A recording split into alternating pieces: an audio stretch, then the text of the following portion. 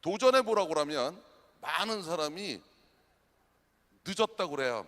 나 45살에 시작했거든요. 그 다음에 돈 없다고 그래요. 5천만 원 가지고 시작했어요. 그 다음에 그쪽 분야의 전문가가 아니라고 그래요. 나는 생명공학과, 약학과, 의학을 다 독학한 사람이에요. 그런데 그런 거는 전부 핑계일 뿐이에요.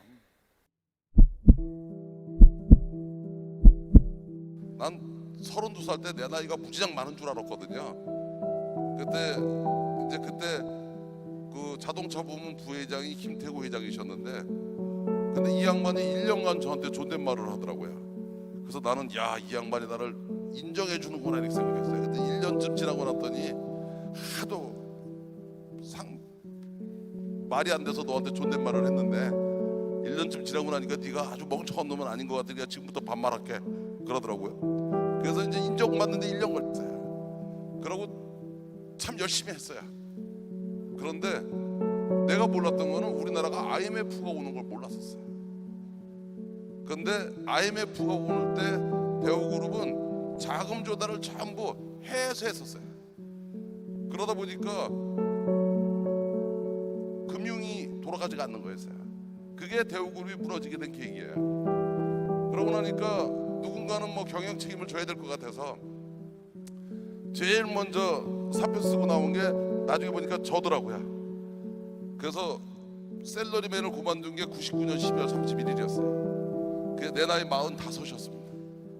그래서 45에 이제 정년 퇴임을 한 거예요. 그래서 이제 취직을 하려고 했더니 그 당시에 워낙 분위기가 안 좋아서 취직이 안 되더라고요. 그래서 이제 백수가 2000년 1월 1일 날 이제 백수가 됐는데, 백수가 됐더니 여러 사람들이 뭐 전화가 오는데 특히 처갓집 식구들이 전화를 많이 해주더라고요. 그래서 그동안 고생했다고도 하고, 그러더니 꼭 끝머리 묻는 말이 뭐 할 거냐고 물어보더라고요. 그래서 하여튼 생각이 있다고 그랬더니 그거 한 나흘 당했더니 할 수 없이 나도 사업해야 되겠다고 얘기가 나오더라고. 그래가지고 사업을 하겠다 그랬더니 내가 당신은 그런 결정을 할 줄 알았다는 거예요. 그랬더니 이제 제 밑에 있던 부하들이 그 6명이 따라 나옵니다. 그래서 왜 따라 나왔냐 그랬더니 살아도 죽고 같이 살고 죽어도 같이 죽어야 된다고 그러길래 할 수 없이 그래 그랬더니 마누라가 사업하라고 나한테 5천만 원을 줍니다. 근데 내가 사실은 벌어다 준 돈 많았거든요. 근데 5천만 원밖에 안 남았대. 그래도 5천만 원을 주길래 5천만 원 가지고 회사를 차렸어요. 그게 우리 그룹의 지주회사입니다. 근데 뭐를 하려고 차린 게 아니라 일단 차린 거예요. 그래서 이제 제일 먼저 LA를 갔는데 80불짜리 모텔이 있길래 갔어요. 그리고 그 다음날 이게 왜 80불인 줄 알았어요. 기찻길 옆에 있는데 5분에 기차가 한 대씩 가는 거야. 그래서 이제 저녁만 되면 기차 세는 거예요. 기차 한 대, 기차 두 대. 그러다가 기차가 안 오면 걱정이 되기 시작하는 거예요. 사고 난 거 아니에요. 오면은 안도가 되고. 그래서 며칠 밤은 기차 세다가 밤을 샜어요. 그러고 이제 며칠 밤 지난 다음에 이렇게 바깥에 나가 보니까 거기가 바이오밸리입니다. 거기가. 그러고 그 앞에 보니까 엄청나게 큰 회사가 있는데 그게 제넨텍이라는 회사더라고요. 그게 그 당시에는 세계에서 제일 큰 바이오텍 회사였었어요.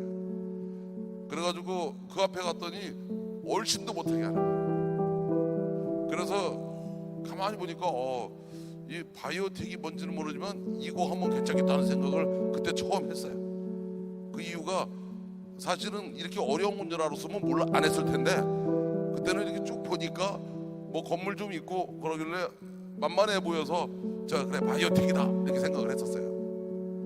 이제 도대체 바이오는 뭐고 제약사업은 뭔가 하고서는 이제 공부를 하기 시작했어요. 그렇게 한 6개월 지나고 나니까 스탠포드에 가가지고 노벨 약상 받은 의사들하고 밥 먹다가 약 얘기를 했더니 나한테 너 전공이 약이냐고 그러더라고요. 그래가지고 아니라고 하면 안 만나줄 것 같아서 뭐 그럴 수도 있고 그랬더니 야 굳이 지가 만났던 애들 중에 너 진짜 똑똑한 놈이라는 거야.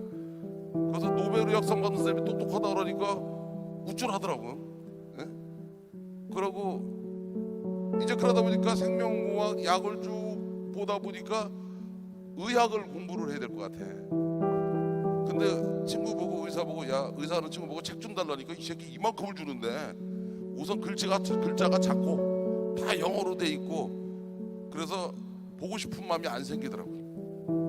그러다 가만히 보니까 해부학을 하면 될 것 같아. 왜냐면 의학 서적의 절반이 그림인데 장기 그림이거든요. 그 절반의 나머지 25%는 장기 이름이에요. 나머지 25%는 그 장기가 겪었던 트러블과 그거에 대한 슈팅 내용이야. 그래서 2달 했더니 뭐 생물 대기하겠더라고요. 그래서 생명공학은요, 생물을 길게 얘기하면 생명공학입니다. 그리고 생물책보다 그림을 좀 많이 넣어놓고 약어를 많이 넣어놓으면 생명공학이에요. 그리고 약학은 양 400개 외우면 돼요. 의학은 또 뭐냐면 해부학을 어느 정도 하고 나면 의학서적 책이 보이기 시작해요. 도전해보라고 하면 많은 사람이 늦었다고 그래요. 나 45살에 시작했거든요. 그 다음에 돈 없다고 그래요. 5천만 원 가지고 시작했어요. 그 다음에 그쪽 분야의 전문가가 아니라고 그래요. 나는 생명공학과 약학과 의학을 다 독학한 사람이에요. 그런데 그런 거는 전부 핑계일 뿐이에요. 그게 절실하면 하게 돼 있어요. 그래서 이게 왜 시간이 오래 걸리냐, 공부하는데 돈 내고 학교 다녀서 그래요. 그런데 돈 쓰면서 공부하면 금방 해요. 제가 우리 직원들 데리고 이스탄불 갈 때 단어 100개 딱 줘요. 그래서 이스탄불 비행하니까 100개는 금방 해요. 그리고 이스탄불 공항에 딱 도착하면 영어하고 한국말 쓰지 마. 100개면은요 먹고 사는데 터키에서 전혀 지장이 없어요. 그리고 일주일쯤 있으면 단어 500개 외우거든요. 비즈니스 협상하는데 지장이 없어요. 근데 터키어를 공부하는데 4년 걸리거든요. 근데 출장 다니면서 공부하는데 일주일이면 충분하거든요. 그게 다 우리가 가지고 있는 관념의 허구입니다. 모든 게. 그래서 예를 들어서 결론적으로 탁 얘기하면 나 2000년에 5천만 원 가지고 사업 시작했어요. 근데 내가 해보니까 5천만 원 가지고 전 세계 천등 안에 들어가는데 11년 걸리더라고요. 그럼 어떻게 보면 여기 있는 모든 사람들은 다 나보다 나으면 나었지 나쁠 게 없을 것 같아요. 위기일까 기회일까 망설일 거 뭐가 있어요. 하다가 실패하면 다시 하면 되는 건데. 그러다 보니까 이제는 전 세계 제약회사들이 애뉴얼 레포트에 보면 미래의 너의 리스크는 뭐냐 그러면 셀트리온은 단어가 다 나옵니다. 결론적으로 셀트리온이 어떻게 됐다서 그게 지대의 미래의 리스크가 될 수 있다, 그렇게 얘기해요. 그래서 현재는 저희 회사에서 이제 6명이 5천만 원 가지고 차렸던 홀딩스가 현재 자산이 이미 5조인 회사가 됐고요. 그 다음에 그때 그 바이올로직을 하던 셀트리온이라는 회사가 현재는 시가총액이 뭐 20조 근방에서 왔다 갔다 할 거예요. 20조라 그러면 현대자동차가 31, 2조니까 무척 커진 거죠, 그죠? 나는 이제 와서 가만히 생각해 보면 내가 성공하게 된 가장 큰 이유는 딱 뭐냐? 간단해요.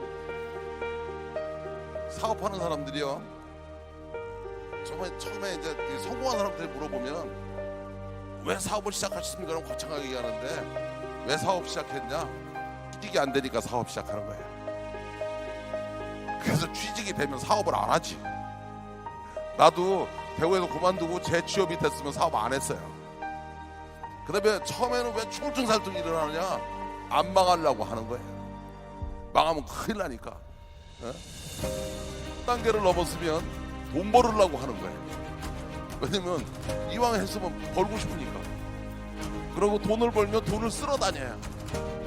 근데 돈도 써보면은요 그거 금방 질려요. 그 다음에 이제는 뭐를 하느냐? 그 다음에는 이제 가급적이면 좀 더 큰 꿈을 꾸리려고 그래요. 그러다 보면 이 나라에 도움이 되는, 이 민족에 도움이 되는 이런 꿈을 꾸게 되더라고요. 그 다음에는 이제 뭐를 하기 시작하냐면 그 사람이 눈에 보이기 시작해요. 그러면 그 사람들을 위해서 내가 무언가를 해보고 싶은 생각이 들기 시작해요. 그래서 제일 듣기 싫은 말이 뭐 수저 타령하는 거예요. 흙수저니 나무수저니 뭐 또 인터넷에 보니까 정의가 있더구만. 흙수저의 정의, 나무수저의 정의. 저희 아버님은 그냥 조그만 장사하셨어요. 연탄 가게 하셨어요. 그래서 전 중학교 다닐 때 집에서 집에 학교 오면 그 연탄 집게에다 연탄 들고 연탄을 배달했어요. 그래서 아버님, 어머님, 저 동생들 다 연탄 배달했어요. 그것도 기자촌이라는 동네에서. 그거 산비탈 동네입니다. 그래서 뭔 수저인지는 모르겠어요. 나 대학교 다닐 때 그때는 가정교사를 못하게 해가지고 택시기사를 알바를 했었어요. 그래서 그때 한시 택시라는 게 있었는데 24시간 택시 몰고 24시간 학교 다녔어요. 그래도 대학교 졸업할 때 4.3 만점에 4.18을 졸업했어요. 그래서 저는 대학을 4년을 졸업하지 않았어요.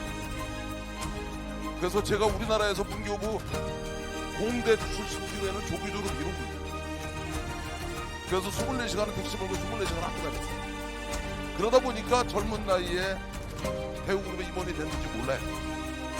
그런데 사업하면서나 봉급지금도 똑같았던 거 하나는 단 하루도 그냥 살지는 않았어요.